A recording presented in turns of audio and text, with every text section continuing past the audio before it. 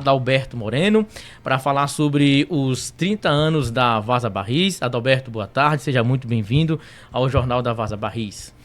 Boa tarde, né? Um prazer estar voltando a essa casa, minha escola, né? Sim. Minha escola de rádio, não de microfone, porque eu já tenho habilidade com microfone, fiz serviço de alto-falante, fiz serviço de carro de som, programa de calouro, festa de rua, enfim, já tinha, mas de rádio foi a minha escola. Adalberto, de antemão, já quero agradecer e dizer que é uma honra estar te entrevistando. Eu que aprendi a gostar de rádio ouvindo a Vaza Barris e te ouvindo e ouvindo os demais locutores que passaram aqui pela Vaza Barris. A mesma pergunta que eu fiz para os outros, eu faço para você. Você contar um pouco como foi o seu início aqui, como foi o processo para você chegar até a Vaza Barris. Bom, projeto, né, ele já existia, né, até então não tinham colocado em prática.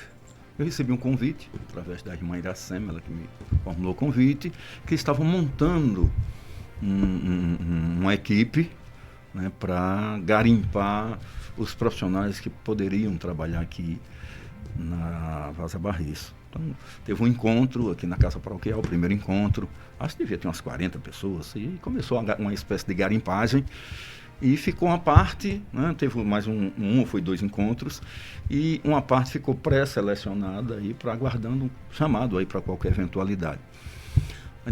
Outra vez recebi o convite da irmã Iracema, que a gente tinha sido selecionado, e ia começar um treinamento em Nova Glória. O treinamento foi em Nova Glória. Em Nova Glória, nós estamos treinamento juntamente com a equipe da Rádio Regional de Cícero Dantas, que tem uma caminhada, a Vaza Barris tem uma caminhada muito próxima da Rádio Regional de Cícero Dantas, porque lá é onde estavam, da diocese, onde estavam os profissionais, todos eles oriundos de Juazeiro e Petrolina, a Ângela Santana, Bebeto, Ramos Filho, Almide Castro, né, daí acho que tinha apenas a Zilma Garcia, e eles já tinham mais bagagem, né, porque já vinham das rádios de Pernambuco e da Bahia, e vieram para montar a Rádio Regional. Então a Rádio Regional está em funcionamento, e para colocar a gente em funcionamento, né, dependeu muito da equipe, né, na montagem, para ensinar a gente como era que operava, tal, né, dar os primeiros toques de microfone aqui na rádio. E era um momento difícil, porque ninguém sabia como era. Nem como era uma rádio, nem como era que funcionava. Você ouvia, mas não sabia o funcionamento, né? Poucas pessoas tinham entrado numa rádio. E a gente teve a felicidade de ter na equipe de formadores um padre inteligentíssimo, catarinense, não estou enganado, descendente de espanhol, chamado Pedro Paulo Tormena, que juntamente com o padre Celso, mas o Pedro Paulo Tormena, ele já foi quem montou essa equipe da Rádio Regional, trouxe esse pessoal com experiência, ele já tinha experiência, que inclusive ele era presidente do sindicato das empresas de rádio do estado de Pernambuco, então um cara que tinha um know-how, não era comunicador, ele não era locutor, mas ele tinha uma coisa interessante, ele sabia dizer como para você fazer. Né? Ele sempre reclamava, sabia orientar. Não é assim que faz assim, se você mandasse ele fazer, ele não sabia, mas sabia lhe dizer como era, sabia cobrar de você. E uma coisa que ele tinha sobrando, que eu acho que no rádio foi a coisa que mais me contribuiu na minha carreira, na minha formação, ética e profissionalismo. Isso era dele, exigido profissional, retidão de você enquanto profissional, na emissão de opiniões, né, na caminhada enquanto profissional, né, porque ele disse que o profissional tendo isso e tendo talento, aí ele já está com meio caminho andado. Então eu aprendi muito com o Pedro Paulo, devo muito a ele, como também ao padre Celso, que foram os idealizadores disso aqui, né, e implantar uma rádio que era na época do vinil, né, e do toca-fita de rolo. Sim. Vocês não sabem, vocês não têm a ideia do que era gravar no toca-fita de rolo. Você tem que fazer tudo de uma só vez. Porque não tinha como você editar. Hoje não, você bota a voz, tira a voz, bota a música, não gostou, bota outro fundo musical. E quando errava? Tinha que refazer tudo. Mas perdia aquela fita ou tinha como... Não, perdia a gravação, tem que gravar de novo. Né? Aí você gravava na fita de rolo, depois de gravado na fita de rolo, que você passava para a fita pequena, que era uma fitinha cassete de 30, 40 segundos, de acordo com o tamanho da chamada ou da propaganda. Do lado aí ficava 3 decks um em cima do outro. Né? Algumas rádios tinham uma cartucheira, mas a cartucheira enganchava muito, então aqui se preferia os toca-fitas, decks. Eles colocavam em cada uma fita, aí isso ia soltando. O primeiro comercial, soltava o de cima, quando soltava o do meio, já colocava o próximo comercial, quando terminava o terceiro, o primeiro começava e assim isso ia. Tem que ter, ter uma certa habilidade, uma rapidez. Muita habilidade, porque aqui, quando começou, já não tinha operador, que era comum nas rádios AM, ter operador. Aqui não tinha operador, então o locutor era também operador. Tinha que procurar as músicas, pedir, atender telefone, tudo, mesa, tem que ser... Depois eu vou contar aí como era que funcionava o telefone para você colocar um ouvinte no ar. Então, você fazia a seleção do programa, a música que você iria tocar, tinha 2 tocadiscos do lado, né? Você colocava um disco aqui, tá tocando o outro, você ia, puxava o outro, colocava no ponto aqui, né? Que ou ia servir, tocar 2 músicas, estava no ponto, o outro quando terminasse, você já botava, já deixava o fundo musical pronto, e assim você ia funcionando, trabalhar com um disco no colo.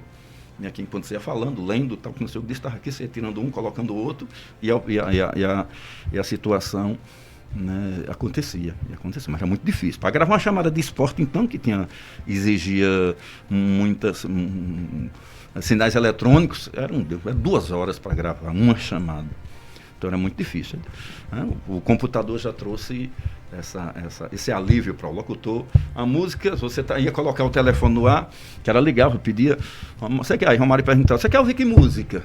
Aí ele dizia, eu quero Rotina, Amado Batista, eu quero música tal. Aqui aí você ia, né, falava com ele fora do ar, pegava o disco, colocava no ponto.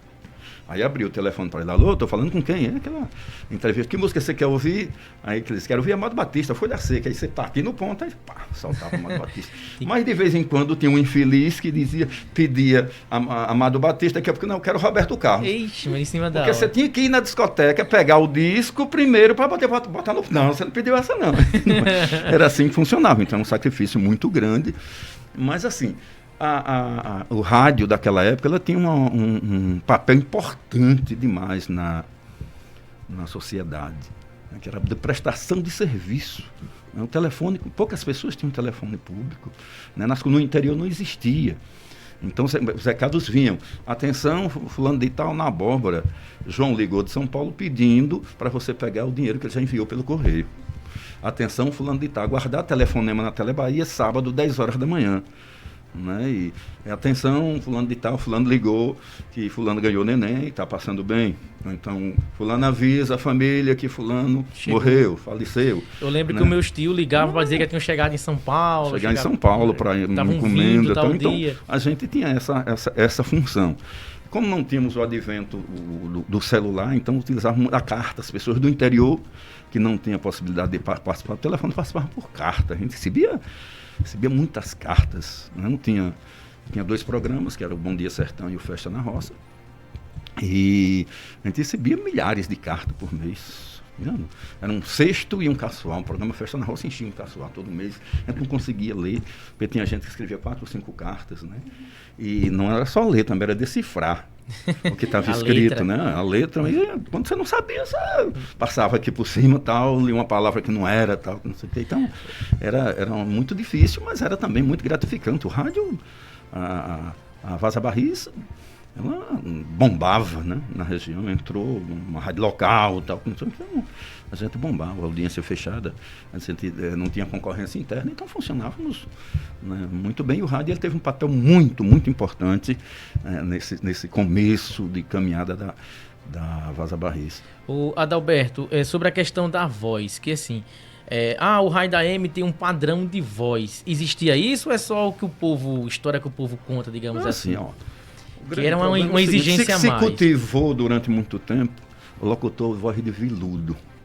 Então se abriu mão de grandes profissionais que não tinham uma voz muito avantajada.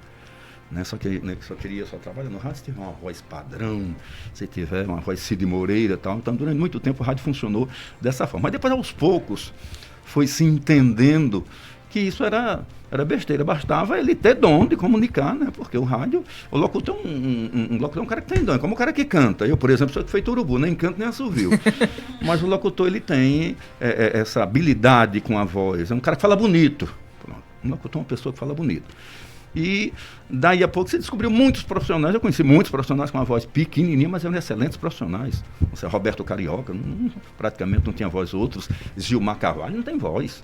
Horrível a voz, mas é um grande comunicador. Então, se acabou com essa mística de que você tinha que ter voz de veludo para ser um excelente comunicador. Não precisa, para ser um bom comunicador, precisa se comunicar bem, ser inteligente, que aí vai funcionar. Né? Ter jeito para coisa, né? Porque comunicar é como jogar bola, tocar violão, cantar. Se não tiver habilidade, não tem doutor que dê jeito. Né?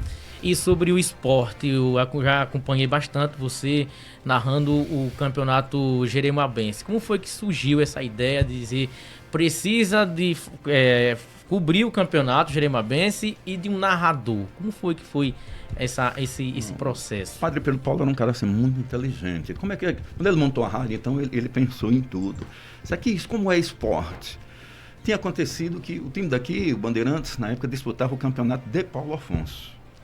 Só quando Lula, que era o prefeito, assumiu, eu não quero o time daqui disputando o campeonato de Paulo Afonso, eu quero ter o campeonato aqui na minha cidade. Vou dar todo o suporte para ter o campeonato aqui na minha cidade.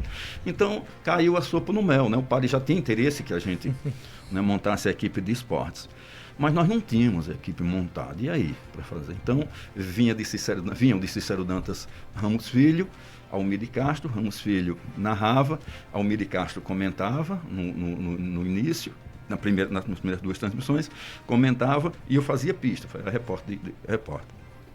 Mas aí encontrei Luiz Montalvão, que foi um achado, assim, uma revelação fantástica. Era um cara que tinha potência para trabalhar em qualquer grande emissora, voz bonita, inteligente, um português impecável. Então, um cara que tinha tudo e encaixamos ele na equipe. Então, Almir já não vinha comentar, e Almir também era pista, mas já não vinha comentar. Aí ficou Ramos Filho narrando, eu fazendo pista e Luiz comentando. Mas aí começou a ficar um incômodo de vir a equipe de Cícero Dantas para voltar e ficava o custo, aumentava um pouco o custo. Aí o Braço falou, por que você não começa a narrar? Eu digo, rapaz, eu nunca fiz. Não, você faz o seguinte, vamos narrar preliminar, a gente bota Ramos, você vai para fazer a narração, a gente bota Ramos Filho para fazer pista para você. Quando ele terminar, você vai fazer pista e Ramos Filho vai narrar. E assim a gente... Aí começou, deu certo, pronto. Aí comecei a fazer e posteriormente Ramos começou também, que ele é de Juazeiro. Aí começou a não ter mais tempo de vir, tá meio cansado. Aí eu já fui para a narração, mas faltava um repórter. Aí eu trouxe Gilvan Ferreira. Lembro dele. Gilvan Ferreira, que era um menino daqui da farmácia, de Itabaiana, mas morava, era sócio do meu primo, da farmácia João Batista, e botei ele para fazer pista. E ele... Aí montamos a equipe totalmente da casa. Aí montamos assim a equipe totalmente da casa e foi muito sucesso. Não é, né? A gente tinha a equipe, na época o prefeito liberava qualquer partida fora de Jeremoabo, porque a seleção ia jogar, a rádio era liberada. Qualquer amistoso que tivesse com a seleção de Jeremoabo, a rádio já estava autorizada, não precisava de autorização. Então isso deu a gente... assim, muito campo e nós ajudamos muito também o esporte, propagamos o esporte. O Campeonato de Jeremoabo chegou aí, o rádio é muito importante ainda hoje o rádio é muito importante, por mais que se queira dizer que as redes sociais mataram o rádio, tá? Pelo contrário, né? Os números não mentem jamais, as redes sociais serviram para alavancar o que estava definhando, que o rádio está entrando no processo de definhamento e as redes sociais vieram para alavancar, tornando o rádio muito mais versátil do que era. Antigamente, quando se fazia um plantão esportivo, sim, aí o plantão esportivo, posteriormente também veio Márcia, né, que é uma plantonista esportiva fantástica lá. Então, quando montamos a equipe, arredondamos a equipe, aí a gente deslanchava. Posteriormente, fizemos várias transmissões para a Rádio Regional do Cícero Dantas, depois para a Educadora de Frei Paulo, né? Já fiz algumas vezes para a Delmira FM. Então, o esporte deu uma alavancada, né, na vida da gente, foi importante. Né? E a chegada do esporte, ele traz uma coisa interessante aqui para a vida da gente. A necessidade de você fazer mais coisas dentro do rádio. Faça o que você puder aprender dentro do rádio. Porque se eu precisar demitir vai ser aquele que faz menos. Se precisar demitir vai ser aquele que faz menos. Então aquele que faz diz que joga, que faz não sei o que, pronto. Mas no esporte começamos assim. E eu por opção da falta de tempo, e eu fui para o programa regional, Bom Dia Sertão e Festa na Roça. Mas, graças a Deus, sempre foram os programas mais rentáveis da emissora, mais comerciais da emissora. Eu brigava para não entrar comercial. Tinha comercial demais, né? E, graças a Deus. Adalberto, o que mais marcou a sua passagem aqui pela Vaza Barris? Olha, o que mais marcou, acho que as festas, que nós fizemos festas fantásticas, né? Tivemos isso também, né? Tivemos festas fantásticas aqui na frente da rádio, para comemorar os aniversários da rádio, algo que a gente idealizou e fazemos em praça pública e os patrocinadores bancavam tudo. Bancava tudo, não precisava nem do poder público. Nós íamos às ruas e bancávamos as festas. Eu acho que isso é um ponto assim, muito importante, porque para a gente não ficar só preso no estúdio. As pessoas também precisavam ver a gente precisava ir para o meio das pessoas. Eu acho que foi algo bastante significativo. A sua mensagem para a gente sobre os 30 anos da Vaza Barris e posteriormente também deixar a sua palavra final, que o nosso tempo, infelizmente, se acabou. Viu? Fica à vontade. E obrigado muito também bem, pela né? presença, mais uma vez. Eu que agradeço, tenho um carinho enorme pela Vaza Barris, foi minha casa, né? Tive a opção de deixar, né? Porque a gente tem outros horizontes, tem outras metas né? E eu achei por bem deixar a casa, mas saí porque quis. Depois de pedir demissão, ainda não deram 8 dias para eu pensar. Depois de 8 anos, fiquei 40 dias até arrumar uma outra pessoa para que eu não deixasse a vaga, deixasse vaga, que não é fácil arrumar um profissional. E tenho esse carinho grande. Foi tudo, né? Enquanto emissora, escola, para mim. A minha escola de rádio foi aqui. Né? Porque, assim, locutor de FM, na época todo mundo era, mas locutor de AM não. É diferenciado. Locutor de FM todo mundo é, na verdade, ainda hoje. Mas locutor de AM não, antigamente não era assim. Né? Hoje não tem mais AM, mas com a AM, locutor de AM, quando queria xingar o outro, chamava de locutor de FM. Né? Não tinha. Locutor de AM se achava, né? Porque realmente era um cara que tinha, né? O locutor de FM, dava a hora certa para música, a hora certa para música. O locutor de AM não, ele que conversava com as pessoas, que interagia, enfim. Né? E dizer da nossa alegria de estar aqui, 30 anos, o que era uma menina, né? Tá uma moça, tá uma mulher, né? Nós andamos do orgulho de ter andado aqui, dado os primeiros passos juntos também com a emissora, colocado os primeiros programas no ar, de também ter participado desse sucesso, né? Dessa caminhada, e que é recíproca, né? Foi também da minha caminhada. Nós caminhamos juntos durante 15 anos, mas a vida da rádio segue e a gente segue. Tem uma coisa muito, muito interessante aqui que se desenvolveu, foi essa parceria. Nós somos concorrentes, mas não somos inimigos, né? Não temos aqui, nos colocamos sempre à disposição, transmitimos missas juntos, e nós não temos esse problema. Muita gente acha que isso causa uma rivalidade, mas a gente se dá muito bem com todos os colegas profissionais. E torcer, né, para que a Vaza Barris continue prestando seu serviço à sociedade, né, a comunidade, sobretudo a comunidade religiosa, que é o principal alvo, e que continue crescendo, né? Vocês estão aí com essa responsabilidade, eu já fiz a minha parte, vocês estão aí com a responsabilidade, né, de tocar esse patrimônio, né, os patrimônios. As pessoas precisam entender isso. A Vaza Barris, né, é um patrimônio, é um marco da comunicação do município de Jeremoabo. Foi um marco da comunicação. Demorou um pouco a implantar o jornalismo, mas, né, tudo está em seu tempo, mas foi um marco da comunicação, o divisor de águas da comunicação aqui no município de Jeremoabo, e é um patrimônio da comunicação jeremoabense. Vocês têm essa responsabilidade. E eu agradeço a participação, né, e que Deus nos abençoe.